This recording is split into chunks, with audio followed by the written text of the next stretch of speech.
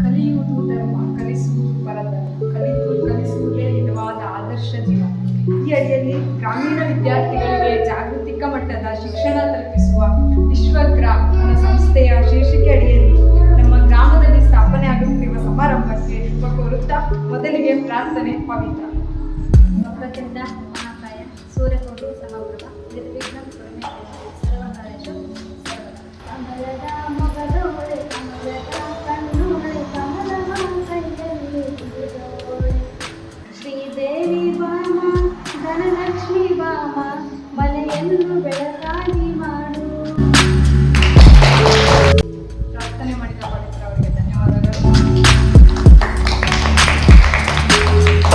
ನಮ್ಮ ಗ್ರಾಮಕ್ಕೆ ಕಲಿಕೆಯ ಹೊಸ ದಾರಿಯ ದೀಪವಾದಂತಹ ವಿಶ್ವಗ್ರಹ ಸಿಒ ಆದಂತಹ ಡಾಕ್ಟರ್ ಶಿವಕುಮಾರ್ ಸರ್ ಆಗಮಿಸಿದ್ದಾರೆ ನಮ್ಮ ಕಾರ್ಯಕ್ರಮಕ್ಕೆ. ಅವರಿಗೆ ಸ್ವಾಗತ. ಚಂದ್ರಪ್ಪನವರು ಆಗಮಿಸಿದ್ದಾರೆ, ಅವರಿಗೆ ಸ್ವಾಗತ. ಹಾಗೂ ಈ ಒಂದು 15 ದಿನದ ಕಾಲ ಮಳೆ ಗಾಳಿ ಯಾರು ಏನಂದ್ರು ಕೇರ್ ಮಾಡದೆ ಎಲ್ಲ ಜೊತೆಗೂಡಿ ಸ್ನೇಹಿತರಾಗಿ ಎಲ್ಲ ಕಡೆ ಅಡ್ಡಾಡಿ ಯಾರು ಏನಂದ್ರು ಕಿವಿಗೊಡದೆ ಅವ್ರ ಕೆಲಸನ ಅವ್ರು ಬಿಟ್ಟು ನಮ್ಮ ಮಕ್ಕಳೇನೋ ಹೊಸ ಕಲಿತಾ ಇದ್ದಾರೆ ಅಂತ ಎಲ್ಲರೂ ಹೋಗಿ ಮನೆಗೆ ನಮ್ಮ ಮಕ್ಕಳು ಕಲಿತಾ ಇದ್ದಾರೆ ಅನ್ನೋ ಸ್ಫೂರ್ತಿಯಲ್ಲಿ ಬೇರೆ ಮಕ್ಕಳು ಹುರಿದುಂಬಿಸ್ಲಿಕ್ಕೆ ಹೆಲ್ಪ್ ಮಾಡುವಂತೆ ಎಲ್ಲ ನನ್ನ ಸ್ನೇಹಿತರಿಗೂ ಈ ಕಾರ್ಯಕ್ರಮಕ್ಕೆ ಸ್ವಾಗತ. ಹರಿಹರ ತಾಲೂಕಲ್ಲಿ ಮತ್ತೊಂದು ಕೇರ್ ಸೆಂಟರ್ ಅಥವಾ ವಿಶ್ವಗ್ರಹ ಎಜು ಸೆಂಟರ್ ಅಂತ ಹೇಳ್ಬೋದು. 90% ಏನಾಗುತ್ತೆ ಅಂತಂದರೆ ನೆಗೆಟಿವಿಟಿ ಅನ್ನೋದು ನಮ್ಮ ಮಾನವ ಜಾತಿನ ಸುತ್ತಕೊಂಡು. ಈಗ ನಮ್ಮ ವಿಶ್ವಗ್ರಹ ಪ್ರಾಜೆಕ್ಟ್ ಮಾಡ್ತಾರೆ, ಏನಕ್ಕೆ ಮಾಡ್ತಾ ಇದ್ದೀವಿ? ಒಂದು ಫ್ರೀ ಎಜುಕೇಷನ್ ಮಾಡ್ತಾ ಇದ್ದೀವಿ, ಇನ್ನೊಂದು ವುಮೆನ್ ಎಂಪವರ್ಮೆಂಟ್. ಅಂದರೆ ಒಂದು ಹಳ್ಳಿಲಿ ಒಂದು 15ರಿಂದ 30 ಜನ, ಒಂದು 30 ಜನ ಇತ್ತು, ಈಗ 15ರಿಂದ 20 ಜನ ಹೆಣ್ಮಕ್ಳಿಗೆ ಒಂದು ಅವ್ರದ್ದೇ ಆದಂಥ ಒಂದು ಏನಾದರೂ ಮಾಡಬೇಕು ನಮ್ಮ ಹಳ್ಳಿಲೇ, ನೆಕ್ಸ್ಟ್ ಜನ್ರೇಷನ್ಗೆ ಒಂದು ಮಾದರಿ ಆಗಬೇಕು. ಅಂದರೆ ವಲಸೆ ಹೋಗ್ತಾ ಇದ್ವಿ ನಾವು. ಯಾವಾಗ? ಒಂದಾನೊಂದು ಕಾಲ ಆದಿಮಾನವ ಕಾಲದಲ್ಲಿ ಏನು ಮಾಡ್ತಿದ್ವಿ? ವಲಸೆ ಹೋಗ್ತಾ ಇದ್ವಿ. ನಾವಿರೋ ಜಾಗದಿಂದ ಬೇರೆ ಜಾಗಕ್ಕೆ ಹೋಗಿ ಏನೋ ಹಣ್ಣು ಹಂಪಲು ಅಥವಾ ಬೇಟೆ ಆಡ್ಕೊಂಡು ತಿನ್ಕೊಂಡು ತಿರ್ತಿದ್ವಿ. ಆಮೇಲೆ ಏನು ಮಾಡ್ತಿದ್ವಿ? ಒಕ್ಕಲು ಅಂದರೆ ಒಂದು ಕುಟುಂಬ ಕಟ್ಟಕ್ಕೆ ಸ್ಟಾರ್ಟ್ ಮಾಡಿ ಒಂದು ಜಾಗದಲ್ಲಿ ಇಡಕ್ಕೆ ಸ್ಟಾರ್ಟ್ ಮಾಡಿ. ಆದರೆ ಇವತ್ತು ಹೆಂಗಾಗಿದೆ ಅಂದರೆ ಮತ್ತೆ ಆದಿಮಾನವ ಕಾಲಕ್ಕೆ ಹೋಗ್ತಾ ಇದ್ವಿ.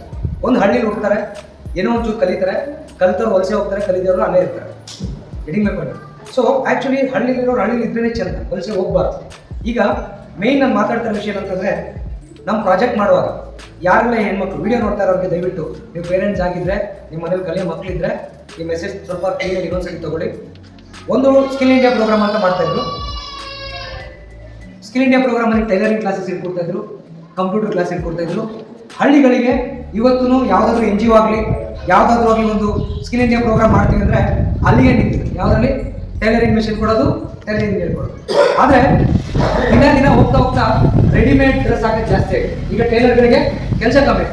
ಇವತ್ತು ಭಾರತ ಸರ್ಕಾರ ಸ್ಕಿಲ್ ಇಂಡಿಯಾ ಅಂತ ಪ್ರೋಗ್ರಾಮ್ ಮಾಡಿದ್ರು ಕೂಡ ಬೇರೆ ಬೇರೆ ವಿಚಾರಕ್ಕೆ ಮಾಡ್ತಾ ಇದ್ರೆ ಹೊರತು ಅಡ್ವಾನ್ಸ್ಗೆ ಮುಂದಕ್ಕೆ ಒಂದು ಕರಿಯರೇ ಈಗ ಬೇರೆ ಬೇರೆ ಸ್ಕಿಲ್ಸ್ನೆಲ್ಲ ಹೆಂಗೆ ಮಾಡೋದು, ಅವ್ರನ್ನ ಮುಂದಕ್ಕೆ ತೊಗೊಂಡೋಗೋದ್ರಿಂದ ಹಂಗೆ ಕಾರ್ಯಕ್ರಮ ನಡೀತೀವಿ. ಅದರಿಂದ ಏನಾಗ್ತಿದೆ? ಎಂಪ್ಲಾಯ್ಮೆಂಟ್ ಕಮ್ಮಿ ಆಗ್ತದೆ. ಇದನ್ನೆಲ್ಲ ನಾವು ಸರಿ ಮಾಡ್ಬೋದಾ? ಡೆಫಿನೆಟ್ ಆಗಿ ಒಂದು ಪ್ರೈವೇಟ್ ಲಿಮಿಟೆಡ್ ಕಂಪ್ನಿಯಾಗಿ ಸರಿ ಮಾಡೋಕ್ಕೆ ಸಾಧ್ಯ ಇಲ್ಲ. ನಾವೇನು ಮಾಡ್ಬೋದು? ಒಂದು 15ರಿಂದ 20 ಜನಕ್ಕೆ ಈ ರೀತಿ ಒಂದು ಅವಕಾಶ ಕೊಟ್ಟರೆ ಅವ್ರಿಗೆ ಲೈಫಲ್ಲಿ ಏನಾದರೂ ಬದಲಾಗುತ್ತೆ ಅಂತ ಹೇಳಿ. ಈಗ ಕೆಲವು ಪೇರೆಂಟ್ಸ್ ಆಗಲಿ, ನೀವು ಹಳ್ಳಿಗಳಲ್ಲಿ ಸರ್ವೆಗೆ ಹೋದಾಗ, ಮಕ್ಕಳು ಎಜುಕೇಷನ್ ಮಾಡೋಕ್ಕೆ ಹೋದಾಗ ಗೌರ್ಮೆಂಟಿಂದ ಒಂದು ಆಫರ್ ಬಂದಿದೆ, 5,000 ರೂಪಾಯಿ ಕೊಡ್ತೀನಿ ಅಂದರೆ ನೀನು ಏನು ಎಜುಕೇಷನ್ ಅಂತ ಕೇಳೋದು. ಹೌದಮ್ಮ, ನಾನು ಆಧಾರ್ ಕಾರ್ಡ್ ತೊಗೊಂಡು ನಾನು ಬ್ಯಾಂಕ್ ಅಕೌಂಟ್ ತಗೋ 5,000 ರೂಪಾಯಿ ಹಾಕು ಅಂತ ಹೇಳ್ತಾರೆ. ಅದೇ ನಿಮ್ಮ ಮಕ್ಕಳಿಗೆ ನಾವೊಂದು ಟ್ಯೂಷನ್ ಸೆಂಟರ್ ಓಪನ್ ಮಾಡ್ತೀವಿ, ಎಜುಕೇಷನ್ಗೆ ಸೇರಿಸಿ, ನಾವು ಮಾತ್ರ ಟ್ರೈನಿಂಗ್ ಮಾಡಲ್ಲ, ದಾವಣಗೆರೆಯಿಂದ ಟ್ರೈನರ್ ಬರ್ತಾರೆ, ನಾವು ಬರೀ ಅವ್ರಿಗೆ ಅಸಿಸ್ಟೆಂಟ್ ಸಪೋರ್ಟರ್ ಮಾಡ್ತಾ ಇರ್ತೀವಿ, ಅವರು ಪಾಠ ಹೇಳ್ಕೊಡ್ತಾರೆ, ನಾವು ಅವ್ರಿಗೆ ರಿವಿಷನ್ ಮಾಡಿಸ್ತೀವಿ. ವಾರದಲ್ಲಿ 3 ಕ್ಲಾಸ್ ಇರುತ್ತೆ, ವಾರದಲ್ಲಿ 6 ಕ್ಲಾಸ್ ಯಾಕೆ ಇಡಲ್ಲ, ಪ್ರತಿ ದಿವಸ ಯಾಕೆ ಇಡಲ್ಲ ಅಂದರೆ ಮಕ್ಕಳಿಗೆ ಲರ್ನಿಂಗ್ ಮೆಥಡ್ ಇರುತ್ತೆ.